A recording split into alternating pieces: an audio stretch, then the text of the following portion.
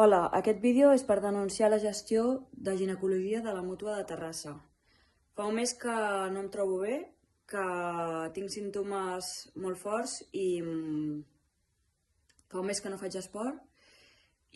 Aquestes últimes setmanes se m'han empitjorat i hi ha hagut dies que, des de fa 4 dies que no puc anar a treballar. Inclús no puc estar de peu perquè si em poso de peu se m'empitjoren els símptomes. Fa diferents setmanes que estic anant a urgències. A urgències em diuen que m'ha de portar un especialista. L'especialista em va donar hora pel maig. Avui som 30 de març i totes les vegades que he anat a urgències m'han dit que això no pot esperar fins al maig. Vaig trucar al 068 diverses vegades.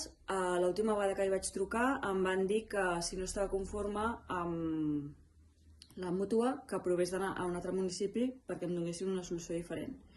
Vaig anar a l'Hospital de Terrassa i em van dir el mateix, que això ho ha de portar un especialista.